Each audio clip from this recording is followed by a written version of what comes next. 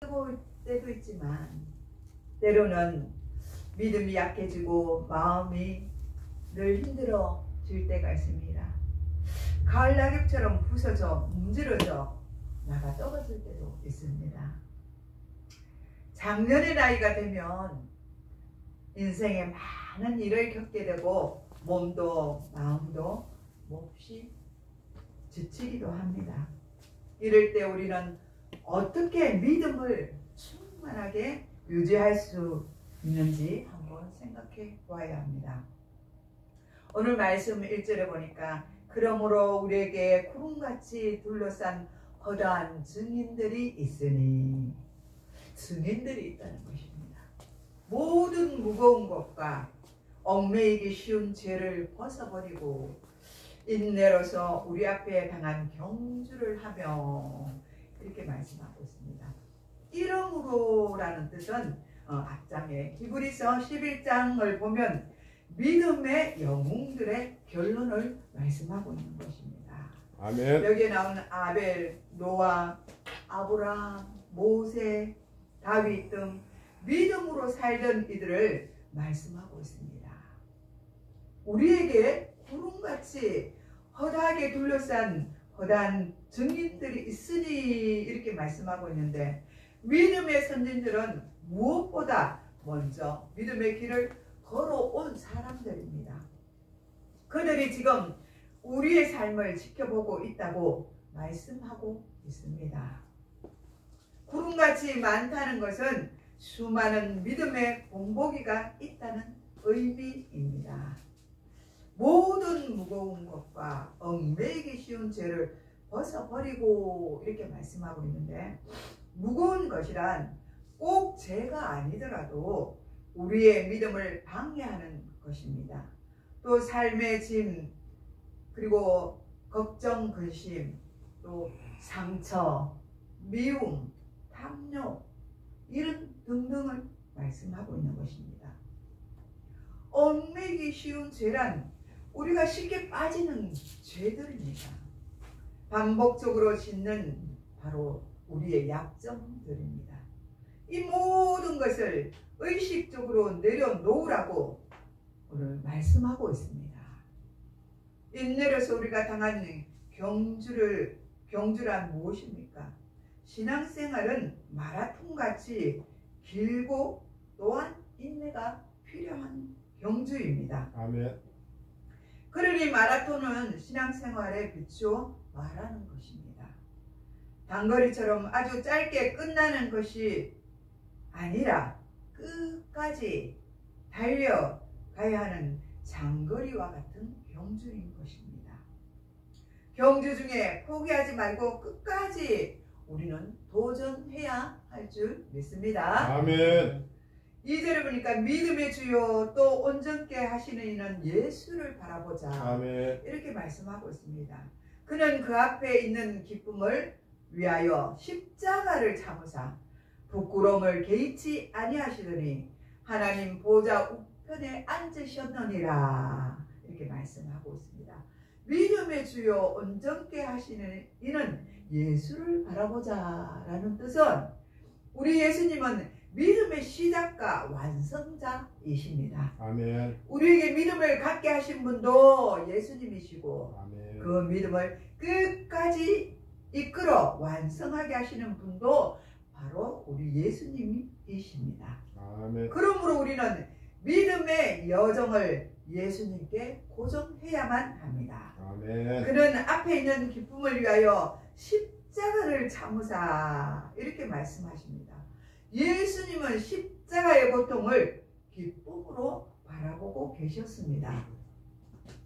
그 기쁨이란 인류를 구원하는 기쁨입니다. 아멘. 하나님의 계획이 반영된 것입니다. 아멘. 하나님과 회복되는 그런 기쁨입니다. 아멘. 또 우리를 구원하시고 함께 하시는 그 기쁨입니다. 그리고 부끄러움을 개의치 아니하시더니, 이렇게 말씀하셨는데, 십자가를 그 당시 가장 수치스러워하는 형벌입니다. 그 당시 사람들은 십자가 지는 것이 얼마나 부끄러운 일인가 라고 생각했습니다.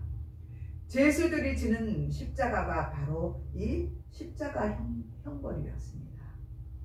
흉악범들이 이 십자가를 졌던 것입니다. 그러나 예수님은 사람들의 조롱과 부끄러움보다는 하나님의 뜻을 더 중요히 여기셨습니다. 하나님의 보좌 우편에 마침내 예수님은 앉으셨습니다. 십자가 이후 예수님은 영광의 자리로 돌아가신 것입니다. 이 말씀은 승리의 왕관을 가지고 우리의 중보자로 계신 위치에 계셨다는 뜻입니다. 3절에 보니까 너희가 피곤하여 낙심하지 않기를 위하여 죄인들이 이같이 자기에게 거역한 일을 참으신 일을 생각하라, 이렇게 말씀하고 있습니다. 너희가 피곤하여 낙심하지 않기 위하여란 우리의 신앙생활과 믿음의 경주가 때로는 너무 힘이 들 때가 있다는 것입니다. 여기서 피곤하여 라는 말씀이 나오는데 육체적인 고통과 정신적인 고통, 즉 영적으로 지친 것을 모두 뜻하고 포기하고 싶은 그런 상태를 말씀하고 있는 것입니다. 이때 낙심하지 않으면 특별히 해야 할 일이 있습니다. 낙심하지 않으려면 특별히 해야 할 일이 있습니다. 죄인들이 같이 자기에게 거역한 일을 참으신 일을 생각하라, 이렇게 말씀하고 있습니다. 여기서 이같이 참으셨던 분은 바로 예수 그리스도이십니다.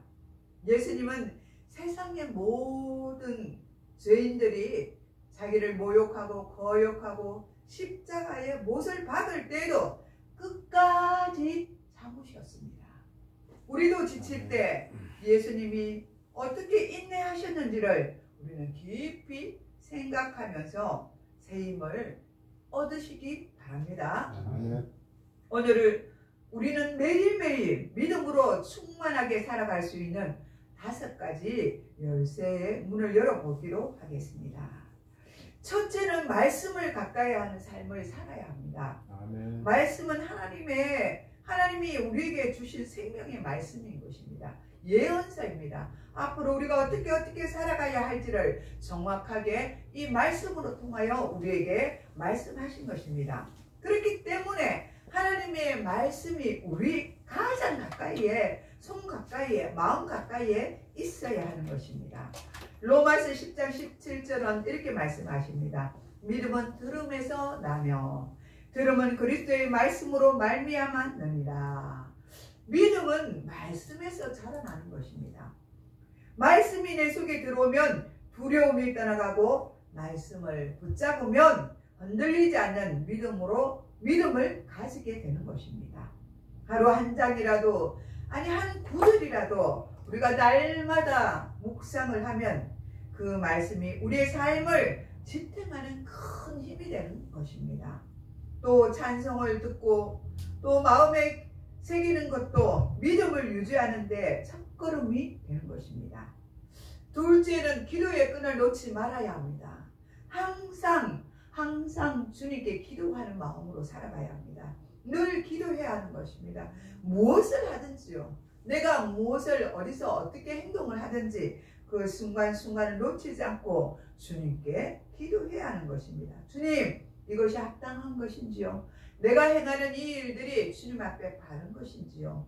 항상 묻고 물어야 합니다. 다윗은 늘 주님 앞에 물었다고 말씀하고 있습니다.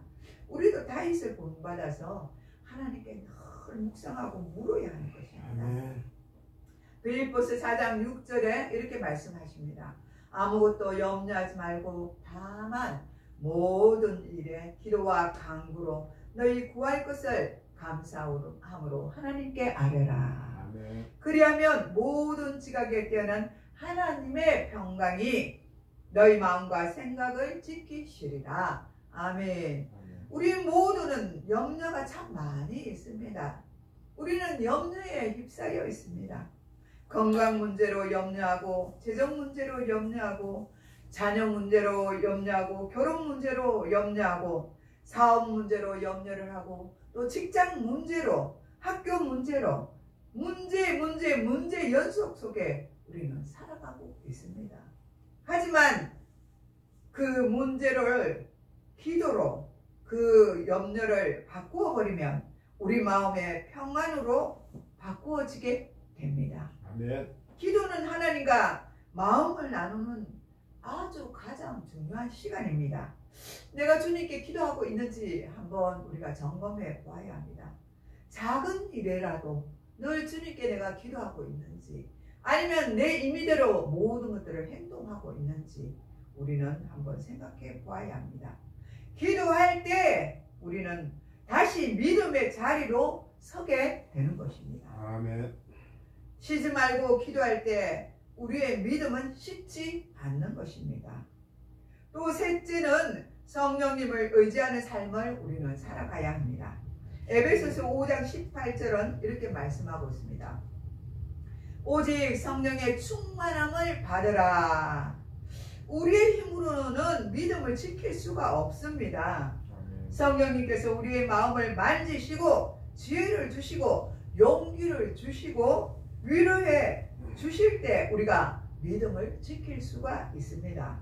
매일 아침 성령님께 기도해 보시기 바랍니다. 아멘. 성령님, 오늘도 저와 함께 해주세요. 제 마음을 지켜주세요.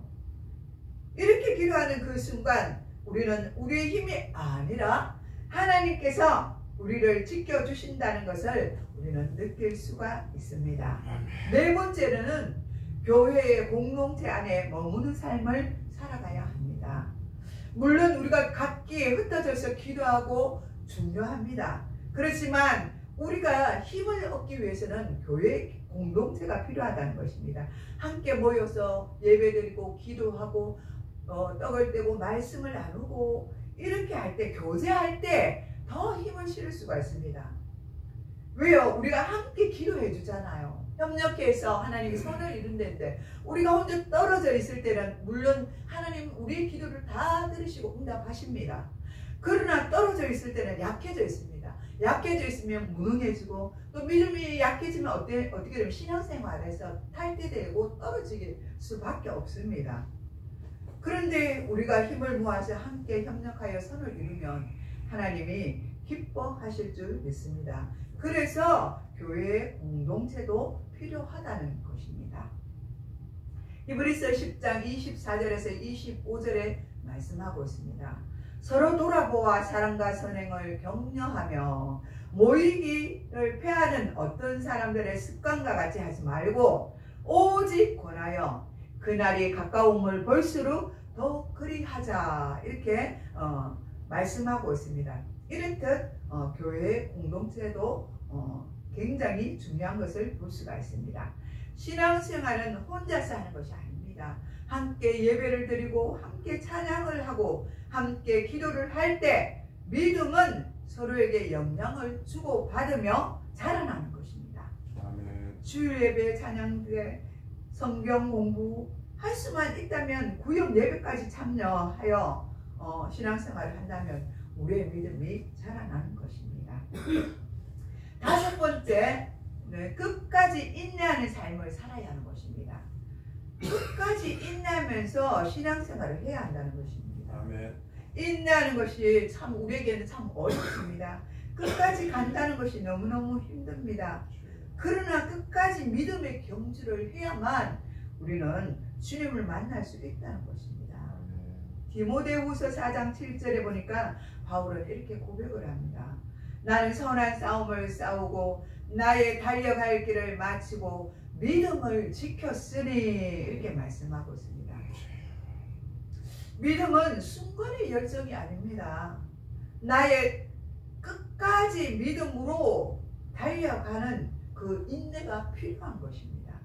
우리의 신앙은 마라톤과 같습니다. 때로는 앞으로 넘어지고 때로는 뒤로 넘어지기도 합니다. 숨이 가빠서 차오르기도 합니다. 그러나 가장 중요한 것은 멈추지 않고 계속 진행해서 달려가야 하는 것입니다. 하나님은 끝까지 믿음을 지키는 자에게 상을 주신다고 약속해 주셨습니다. 우리의 인생 후반전을 믿음으로 마무리를 잘하는 은혜가 있으시기를 소망합니다. 믿음은 지식과 노력으로 얻어지는 것이 아닙니다. 하나님이 주신 바로 선물인 것입니다. 믿음은 내가 믿고 싶어서 믿어지는 것이 아니라 믿음은 하나님이 나를 믿음 생활을 할 수 있도록 택하여 주신 것입니다. 믿음은 옛 구름같이 허다한 증인들 외에도 예수 그리스도의 모범이 되는 것입니다. 그러나 예수님은 옛 신앙인들의 증인과는 달리 모범 그 이상이 되는 것입니다. 하나님의 백성들이 가는 길이 목표에 도달할 가능성이 예수를 통하여 열려져 있는 것입니다. 예수는 믿음의 창시자이십니다. 왜냐하면 예수 그리스도는 믿음의 길을 앞서서 걸어가셨기 때문입니다. 아멘. 예수님은 믿음을 온전하게 하시는 완성자이십니다.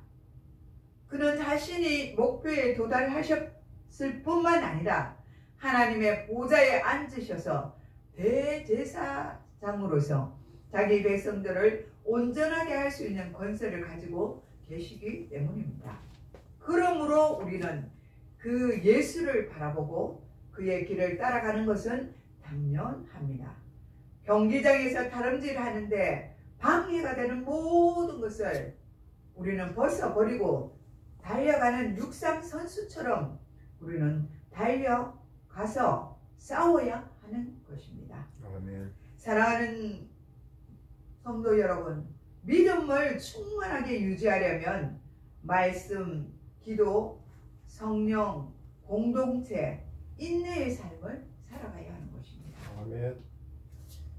예언을 하나 드리겠습니다. 제가 아는 한 장로님은 평생을 신앙생활을 하며 살아오신 분이십니다. 이제 연세가 많아서 교회에 나오시는 것도 힘이 드십니다. 그렇지만 그는 늘 습관적으로 아침마다 매일 아침 4시 반이면 눈을 뜨시고 기도부터 시작한다고 말씀하고 하셨습니다. 그분은 자녀의 이름을 일일이 부르며 또 손자, 손녀와 교회를 위해서 나라와 민족을 위해서 그렇게 부르짖으면서 기도하셨습니다. 그분의 삶에는 염려가 아니라 불안이 아니라 확신이 생겼습니다. 왜요? 기도 때문이죠. 늘 아침에 교회는 나오시지 못하지만 습관적으로 기도를 하셨다는 것입니다. 그 기도가 그분의 삶의 중심이 되었기 때문입니다. 우리도 매일 아침 혹여나 교회를 나오지 못할지라도 우리가 있는 그 처소에서 늘 마음의 문을 열고 꾸준히 주님께 기도한다면 믿음은 점점 더 강하게 자라나고 흔들리지 않을 것입니다. 아멘. 작년이 되면 마음이 외로워집니다. 가족은 바쁘고 친구들은 자주 보기 어렵고 몸도 예전같이 재빠르지 못하고 느려지는 것을 느낄 수가 있습니다. 이럴 때 우리가 피할 것은 바로 믿음의 공동체입니다. 교회에서 함께 찬송하고 말씀을 듣고 같이 밥을 나누어 먹고 서로 안부를 나누는 것이 바로 교회의 공동체입니다. 아멘. 교회는 우리의 믿음의 안식처 공동체입니다. 공동체로 통하여 믿음이 자라나는 것입니다. 서로를 위하여 기도하는 것이 바로 교회의 생활입니다. 우리가 돈은 없어도 우리가 성도들을 위해서 교회에 나와서 기도할 수 있지 않습니까? 어렵고 힘든 분들을 위해서 우리는 교회의 공동체가 되어서 그분을 위해서 기도해 줄 수 있습니다. 혼자 믿음을 지키는 것은 정말 어렵습니다. 함께라면 끝까지 걸어갈 수가 있습니다. 믿음은 그저 생기지 않습니다. 우리가 매일매일 선택하고 실천 속에서 행할 때 믿음은 살아나는 것입니다. 아멘. 성도 여러분, 우리의 인생의 끝날이 다가올수록 믿음은 더욱 귀하고 더욱 간절한 것입니다. 이제는 세상의 소리보다는 하나님의 음성에 귀를 기울이시고 걱정보다는 말씀을 붙드시고 후회보다는 소망으로 채워가는 삶이 되시기를 축복합니다. 아멘. 지금 이 자리에서도 주님은 우리를 바라보고 계십니다. 아멘. 아멘. 내가 너를 바라보고 너와 함께 하고 있다. 끝까지 믿음을 지켜라 하고 우리에게 말씀하고 계십니다. 아멘. 우리 모두 믿음으로 오늘 하루를 살아내고 내일을 준비하며 끝내 하나님 앞에 섰을 때 잘하였다, 충성된 종아라는 칭찬을 받는 저와 여러분들이 되시기를 축복합니다. 아멘. 기도하겠습니다. 하나님 아버지 감사드립니다. 오늘도 믿음의 여정을 걸어가는 저희들에게 하나님 귀한 말씀으로 통하여서 인도하여 주시니 감사드립니다. 우리가 믿음의 경주를 할 때 끝까지 인내로서 달려가서 주님 앞에 서는 그 순간까지 달려갈 수 있도록 힘과 능력을 부어 주시옵소서. 감사를 드렸고 우리를 구원하신 예수님의 이름으로 축복하며 기도드리옵나이다.